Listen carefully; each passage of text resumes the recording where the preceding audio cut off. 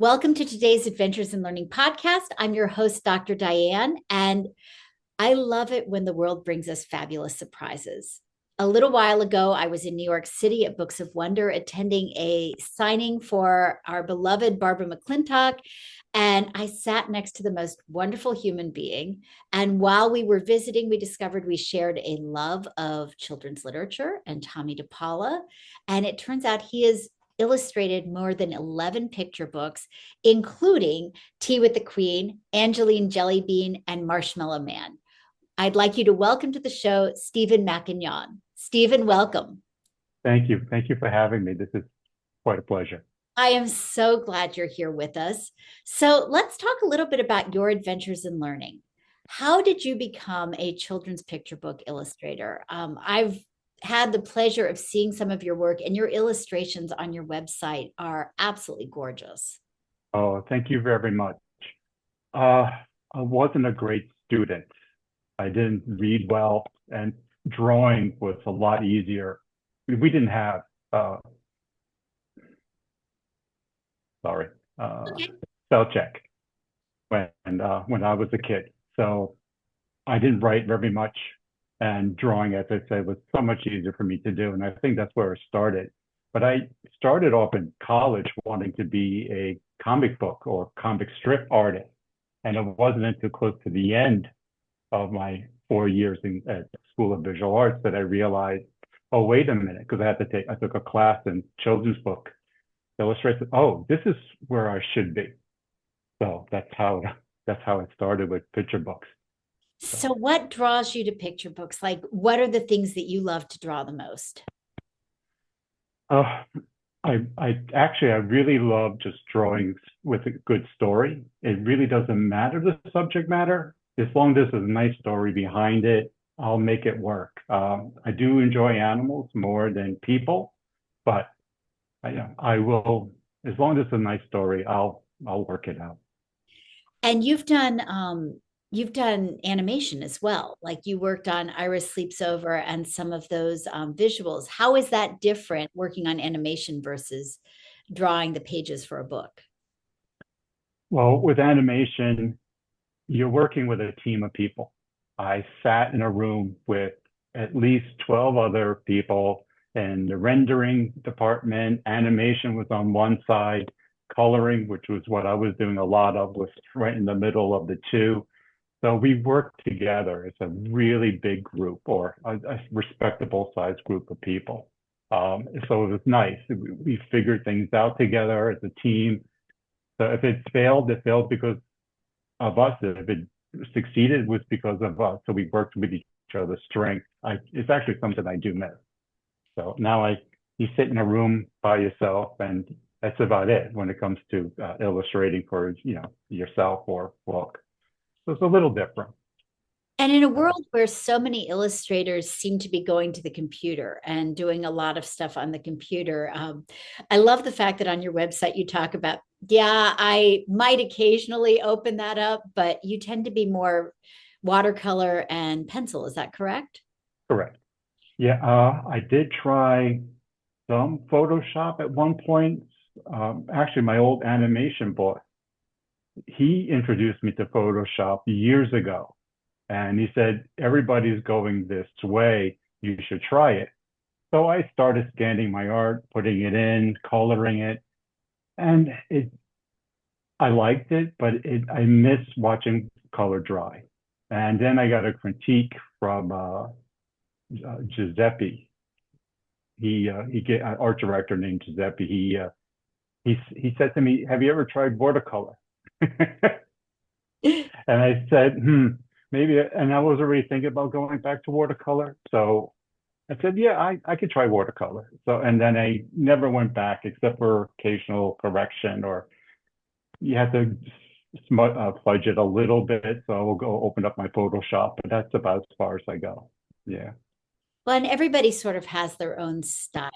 And I think right. that you've cultivated your style. Can you describe your style a little bit for our viewers or our listeners? Oh, uh, let's see. This is always a little tough. It's been called whimsical. It's it's also been called quiet work I do. Uh, I mean, I work in colored pencils, and now I've been working mostly in brown ink with washes of watercolor on top of it. Um, yeah, describing it has always been one of my toughest. Do you have anything you're working on right now? I am working on an idea called Oliver. It's a octopus who is bored. He's living at the New York Aquarium, and he sees something that catches his eye, and he's to leave the aquarium and venture off into the outside world. It ends up that he is in the mermaid parade because Coney Island's right next to the aquarium. So he basically blending in. And I actually am forcing myself to draw humans for the first time in a few years. So that's been fun to do. Um, and then from there, he goes on to, as this, it's still a lot of it's happening in my head. I have some of my notes written down, but it's so from the parade, he wanders into Coney Island itself. He sees the Wonder Wheel.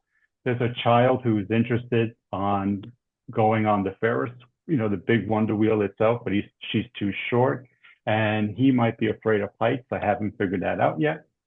And then from there, they both go onto the wheel, and he sees it's a whole wonderful world. And then he gets onto the F train and he heads into Manhattan, and that's how I'm ending the story. Oh, that So sounds really fun.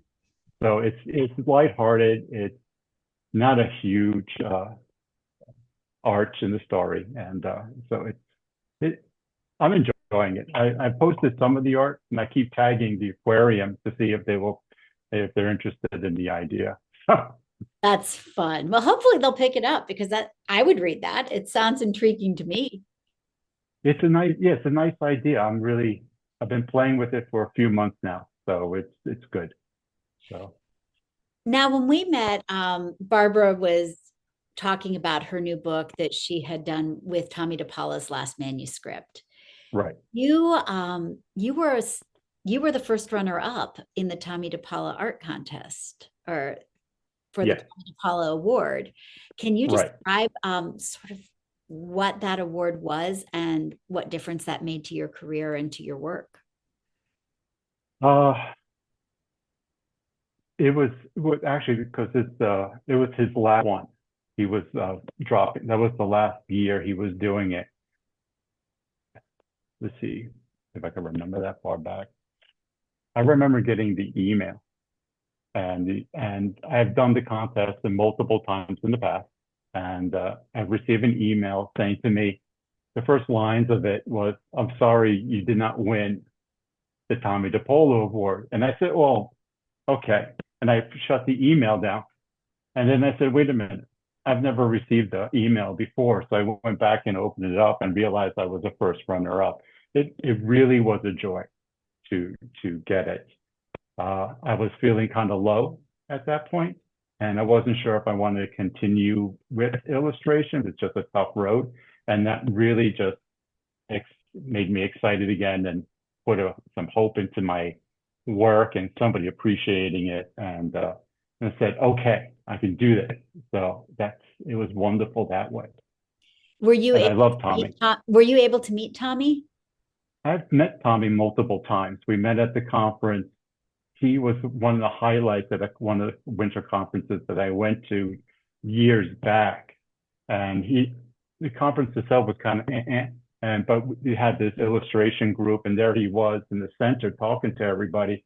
And I forced myself to go say hello because I was, nervous. And so he was there. We were talking, and he was telling us about the whole business and the ups and downs, and that's where I heard first. I think it was that one he was mentioning Bronte as a story that he had. But from there, I saw him at other conferences. I did other contests of his, and we got to know each other along the way. So it was really nice. And from time to time, I would send him an email, ask him a question, and he was always nice enough to respond. That is so special. I met him Yeah. just the one time. He came to Merritt Bookstore in Millbrook, New York, where we were, and he did a signing for the kids. And it was this teeny tiny bookstore, and it was so intimate and lovely. And you could tell his hand was hurting, like he had a wrist Oh, brace on, but that didn't stop him from allowing the kids to hug him and crawl in his lap and do all the things that kids are prone to do because he just exuded that love and that warmth and made me realize we need more of that in the world today. oh, we certainly do. Yeah, the last time I saw him was at Books at Wonder. He did The Quiet. Was it The Quiet? Yeah, The Quiet, I believe, was the last book he might have illustrated. And it was really nice. I knew he wasn't feeling well or doing well even back then. So it was just nice to spend some time with him and have a good laugh. But he really had those kids enjoying the story as well because there was a whole group in front. He was So a natural storyteller, that's for sure. yes, he was. Yeah. So, Stephen, nobody works sort of in a vacuum. We all have people that we look up to or folks that help to smooth our way, whether it's serving as idea bouncers or, the people who bring us hope when we need hope. Who sort of makes up that circle for you? I am part of a critique group, which has been helpful. That even when you don't post anything to be looked at, it's nice just to listen to what other people are saying. So that's been a great help. There's always friends. Friends are wonderful. I have a group who I also met from the conferences from Canada, and sometimes I would throw them a message, and then I'll get a ton of feedback from that. So, what do you think of this? And then look, I even asked my mom, who doesn't have art skills, but if she can understand what's going on, then I'm in the right track. I love So, and yeah, I also have other friends and artist friends, so in the area who I can bounce an idea off of if I need to. So, And I know you were trained at art school. I remember being struck when I was talking to Barbara about, she was trained by reading books and going to okay. libraries and things like that. I'm wondering, are there particular children's book authors or illustrators that have had more of an influence on your work, like ones that are sort of your go-to or that you love to look at? Well, Tomie was one of them. Marie Sendek. Working at the animation studio, I fell in love with William Steig, Bernard Weber. Those two heavily. Beatrice Potter is another one. Uh, Winnie the Pooh, you have a Shepherd, and so yeah, Shepherd was very early, even before. And also, I love like Snoopy. So that line work that Schultz did was fantastic. And then later on, I didn't have a lot of children's books growing up. I actually still have them. The ones I have on my shelf, there's only like that many. But Dr. Seuss came later, and so I love that. So, what are you working? You're working on your book about the octopus. Are there any other right. projects that you're illustrating right now? No, that's the only one. And actually it's not there, but I'm trying to figure out exactly how to lay it out. I got a little excited with it, and I actually illustrated like 8 drawings without realizing how to turn the page. So now I'm going back to figure out how to make it all work. So I probably might be probably changing, and I do need to take a trip to Coney Island, and I want to take the Ferris wheel, and I need to go to the aquarium and take a lot of photos. I do like to use reference, and even though the internet's wonderful, it's not like I can be there, so it's easy enough for me just to show up and take photos. Well, and that's something that I'm thinking that kids and parents and teachers may not realize about the artistic process is that just like you do when you write a story, when you're illustrating something, you also have to go back and do revisions and figure out certain elements. You test it out, and it's sort of like what I talk about with STEM and STEAM. You set up an experiment, and if it doesn't work, what do you learn from it, and how do you revise it and make it better? And I imagine you've got a lot of revision that you're doing in the work that you do as well. Yes, yeah, you definitely have to be willing to go back and redo it. It's the rule. And some people don't like to, but I find that if I do go back 2 or 3 times, it gets better. You figure out your colors, you figure out how things composition, and you might just actually, even though you might love a drawing, it may not actually fit, and you might have to just put it aside and keep going, and I'll leave it as that. And I imagine there's a certain amount, and you kind of alluded to it just now with your research, that there's a certain amount of play that goes into illustrating as well. Being Yeah, playful because you're writing for kids or you're drawing for kids. right. Yeah, actually, it's how I first met Barbara was at another conference, and she was doing a breakout session, and it was all about finding references. And and she's just amazing how deep she was going on this one particular subject that we all needed to do an illustration for. And somebody went to said, "How did you find all this?" And she said, "Well, the internet." And I said, "Well, I just called the school." It was on Arthur Conan Doyle, and it was about his time at school. And she went, "What?" I said, "I reached out to the school, and they gave me the photographs I asked for." And then that's how her and I met. Oh, that is so much fun. Well, and that's sort of, Yeah, there's a play to that. I mean, it's sort of the game is afoot. You're researching Arthur Conan Doyle. And so you start solving mysteries. I love that. yeah, yeah. When it comes to research and when it comes to finding, I do fall into that rabbit hole, and I will start like the amount of pictures of octopuses I have is quite amazing at this point because they just keep on that click here, save this, click that, save this, which is good. What else is there? But also like watching videos and somebody, and now I can't remember the name of the book. It was about an octopus that was living at an aquarium. I don't think it's that old. And they said, "Oh, you might like to read this." And I'm like, "Oh, okay." So it was about this octopus which was aging, and it helped me be okay with the fact that this octopus is able to walk out of his captivity without a problem because the other one was able to do it, so mine can do it as well. So So fun. But I love the yeah, fact that you're doing that. thank you. So I'm going to ask just a couple more questions. Sure. You live in New York City, and I loved this title on your website. It made me laugh. You might be among the best professional masseuses in New York City. Yeah. Actually, we like massage therapists. Sorry. Okay. Yeah, masseuse has a derogatory Fair term enough. to it, so we try to keep away from it. Yeah, actually, I was at one point. It was written years ago that I was one of the top massage therapists in Manhattan. So, and there's people who still claim that I'm one of the top massage therapists in Manhattan. And So I've been practicing for 30 years. that's really cool. And I imagine that you would get to meet so many different people from so many walks of life as a massage therapist as well. I've met some really wonderful, creative people along the way, and it is fun. It's nice to help people out that way. Just I work on people everything from just stress levels to injuries and stuff in between. So I used to work a lot on Broadway people at one point, and that was nice because they need their bodies to perform, so they were coming to get help. So I enjoy that a lot.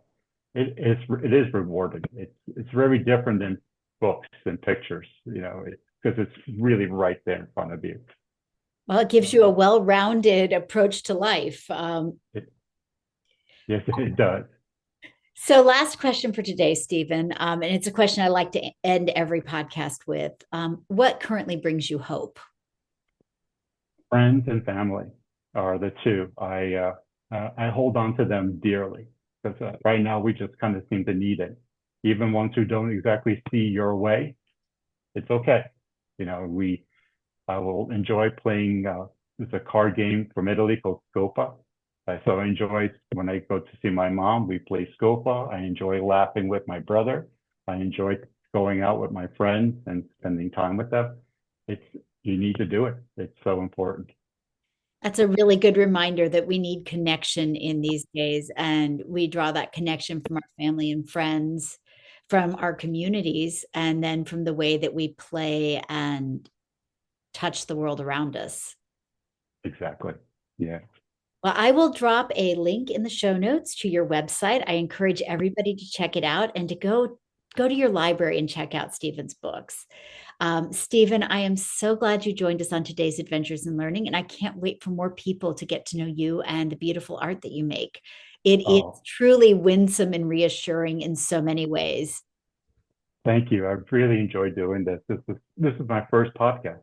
Well, So you are an ace and a champion, and I hope that is the beginning of many others for you. Stephen, thank you. thank you.